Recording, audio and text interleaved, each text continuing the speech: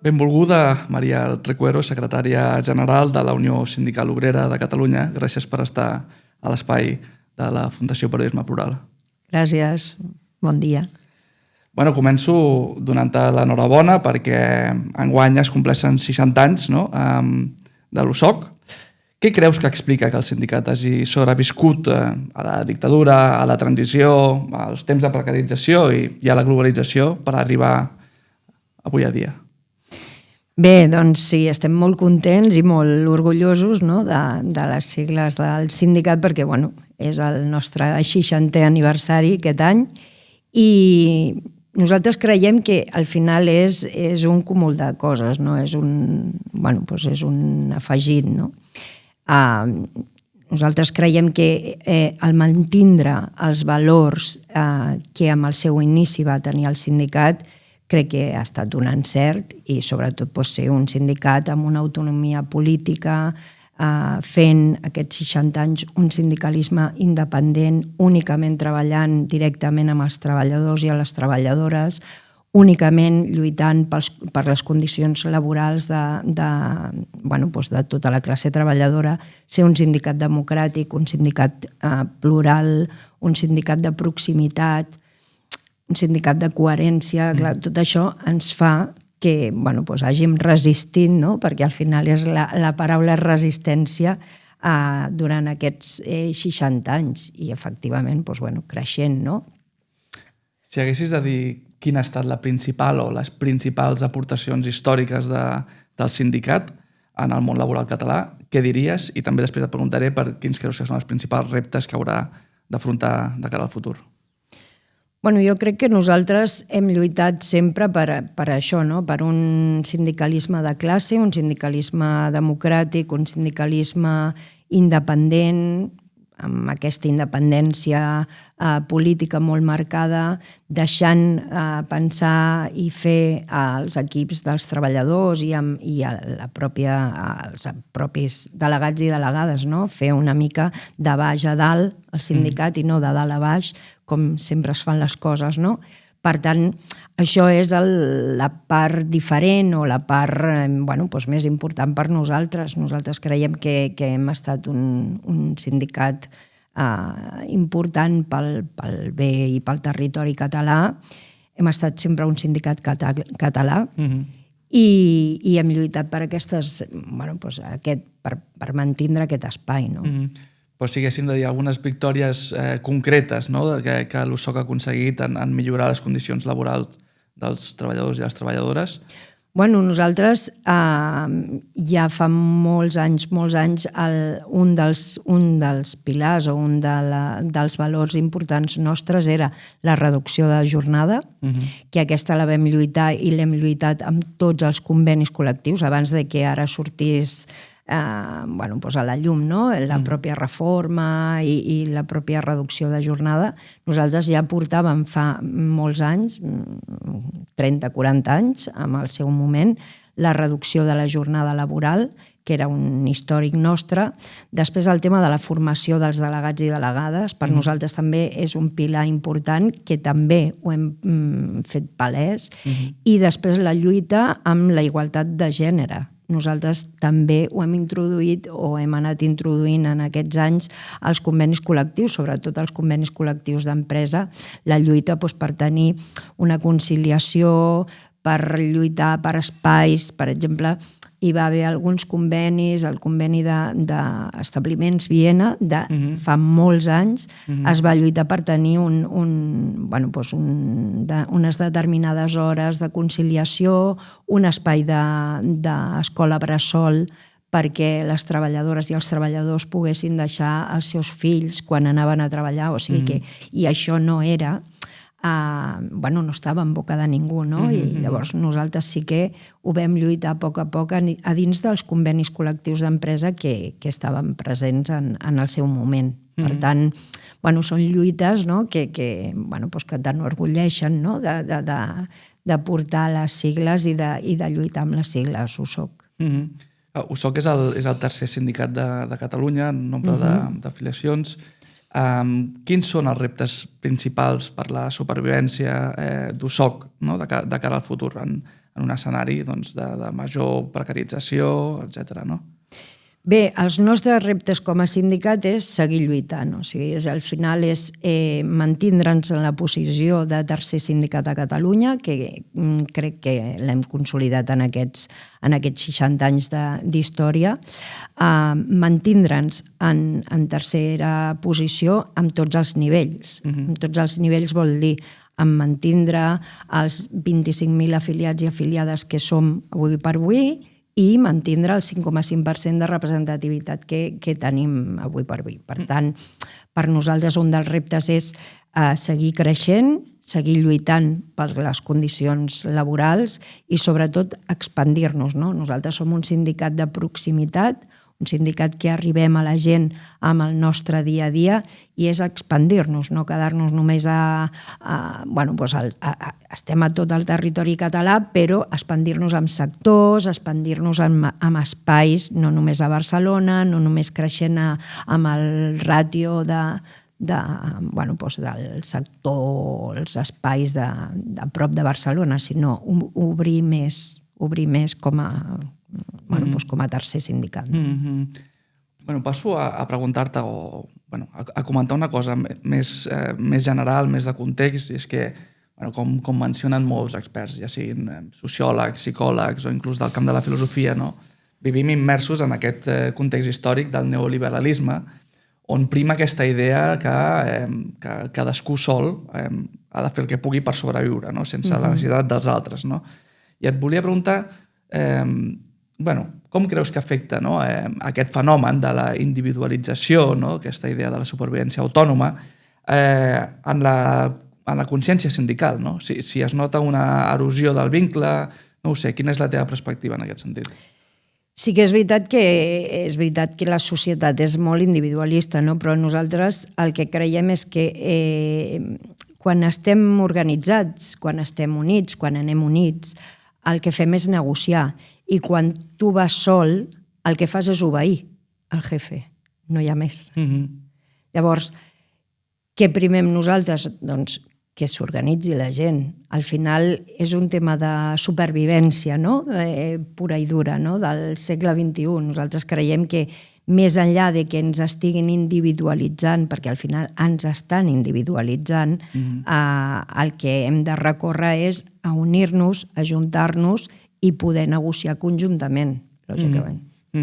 Clar, deies això, no? Quan estàs sol contra el jefe, però què li diries a un jove que treballa, no sé, com a autònom i de forma remota, no? I que no té cap directe o com a mínim visible? Què li diries a aquesta persona sobre la importància de la sindicalització?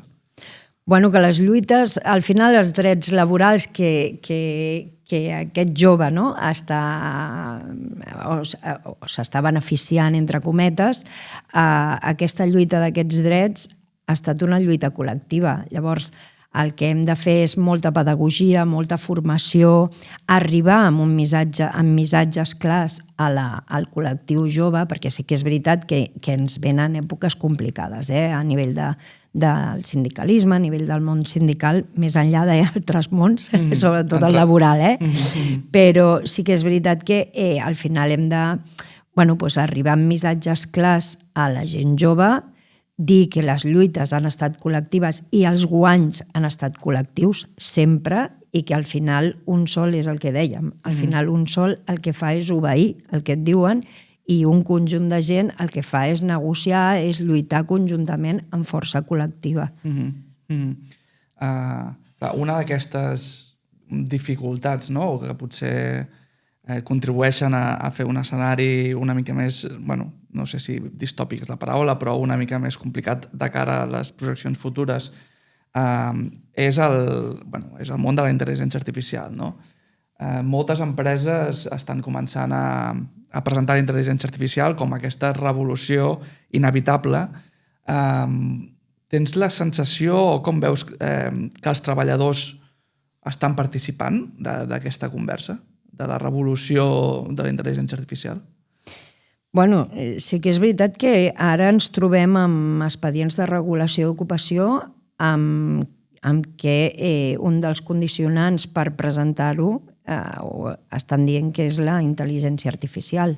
O sigui, una de les causes d'aquests expedients, no totes les empreses, però algunes determinades amb beneficis, estan presentant expedients amb causes reconeixent la intel·ligència artificial com a problemàtica. No? Clar, què creiem nosaltres? Nosaltres creiem que al final el sindicalisme ha d'estar en aquest debat. I si el sindicalisme, els delegats, els membres del comitè estiguessin en el debat de la intel·ligència artificial o en el debat de l'aplicació d'aquesta tecnologia dins els processos productius, seria diferent. Perquè el que creiem és que hi ha d'haver un control humà directe davant els algoritmes laborals. O sigui, el que no ens pot venir imposat és un algoritme laboral sense saber qui dirigeix. No? Per tant, per nosaltres crec que canviaria una mica la situació si estiguéssim en els debats i no ens vingués la llei, el reglament, l'aplicació des de dalt a baix, sinó que a baix es creés el debat i a partir d'aquí pugés a dalt. Clar, i no sé si tens algunes idees més o menys específiques o concretes sobre quines regulacions s'hauria d'aplicar per protegir drets laborals davant d'aquesta excusa, diguem, que l'automatització millora l'eficiència i, per tant, és una forma de justificar això, fer fora treballadors. Nosaltres el 1 de maig ja vam portar aquest lema, no? Al carrer va ser humanitzar el treball i gran part d'aquest lema portava indirectament reflectit aquest espai, no? Que és que al final hem de canviar o hem de fer canviar la mirada de què és un treballador. Un treballador no és únicament un recurs per a una empresa, sinó que és una persona amb drets, amb necessitats, amb vida, no? Més enllà del dia a dia de treball. I per tant, per nosaltres, el que és important és això, no? Que els treballadors estiguin formats, estiguin dins l'espai d'on es reconegui o on s'apliqui aquesta tecnologia, aquestes noves maneres de fer, perquè així la roda sigui la normal i la lògica de que els treballadors i les treballadores no els facin fora d'aquest segle XXI i aquesta nova tecnologia o noves tecnologies que es volen aplicar o que s'estan aplicant a la pròpia producció. Que és correcte, que el que hem de fer és lluitar perquè la part de digitalització ens millori la vida, però el que no pot ser és utilitzar-ho per acomiadar treballadors i treballadores. Clar, no és estar explícitament en contra l'ús de noves tecnologies. No, lògicament que no. No, nosaltres no estem en contra d'aquest canvi o aquest ús de les noves tecnologies, però sí que diem que primer el que ens prima és el caràcter humà. Les persones, els treballadors i treballadores, i a partir d'aquí com involucrem aquest col·lectiu o aquests col·lectius per transformar la producció utilitzant la digitalització, lògicament. Però el que no podem fer és al revés, no? Que ens vingui una llei, apliquin la llei i per això et sobren no sé quants treballadors i treballadores. Això no, lògicament estem en contra i no ho permetrem. Hem parlat de digitalització, intel·ligència artificial. Jo crec que l'altre gran tema que està abordant la societat avui en dia o que ha d'abordar és la qüestió de l'habitatge. El problema de l'habitatge s'arrossega de fa anys i cada vegada segurament és més greu, especialment per la classe treballadora, que és la més vulnerable davant d'aquest fenomen de gentrificació i expulsió sobretot de les grans ciutats. Clar, si tinguessis la vareta màgica, Ojalà. De sobte ets president del govern amb capacitat per actuar. Quines mesures creus que s'haurien de fomentar, aplicar i que no s'estan aplicant des del govern més progressista que tenim, no? Sí. Nosaltres creiem que tot va en funció dels salaris. És més salari per poder viure. O sigui, no hi ha més. Més salari per poder viure. Sí que és veritat que posar topalls a nivell de preu d'habitatges és una altra de les mesures, però per nosaltres el més important com a sindicat i com a, com a agent social català, la nostra lluita és pujar els salaris, no perdre poder adquisitiu, perquè avui per avui el que està fent o el que tenim sobre la taula és perdre poder adquisitiu. Si pugen els salaris i puja la inflació, depèn de com es faci, segurament el poder adquisitiu es queda igual. No? Clar, per això que al final nosaltres el que volem és que pugen els salaris i hi hagi poder adquisitiu per la classe treballadora i per això podran tenir dret a l'habitatge, perquè al final és un dret. L'habitatge és un dret, no és un negoci especulatiu. Clar, ara s'ha convertit en això, no? O en anys anteriors el que s'ha convertit l'habitatge és un negoci especulatiu.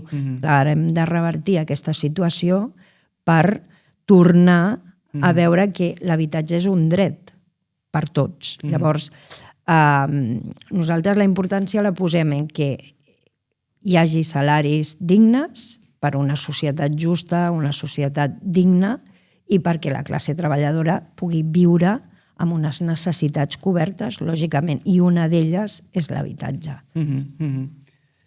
Si haguessis... Això, de convèncer un jove d'avui, un jove cínic, un jove sense esperança, no? Un jove que considera que els sindicats no serveixen per res, quins arguments tindries per convèncer-lo?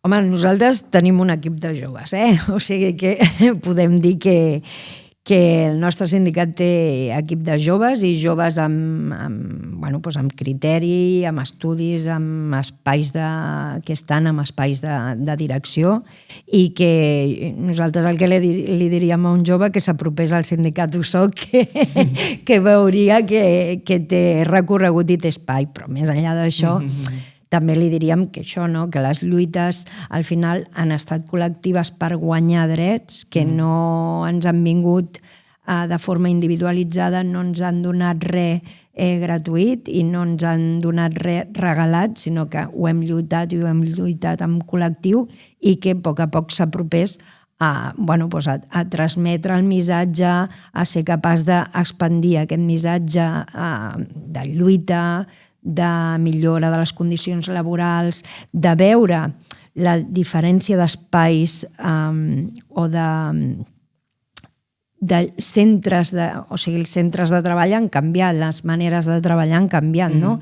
També nosaltres hem de ser capaços de traslladar aquests missatges a aquests espais de treball diferent d'aquesta època que estem visquent, no? Perquè és veritat que és una època de molts canvis i nosaltres el que els diríem als joves és que vinguessin al nostre sindicat, que s'apropessin i que veuríem això, el poder lluitar i que tindrien espai per lluitar i per fer equips de gent jove que transmeti les necessitats que avui per avui es tenen. Parlat de problemes d'habitatge, d'intel·ligència artificial, de tots aquests problemes que joves i no tan joves ens afecten, però per acabar amb una nota optimista o d'esperança, no?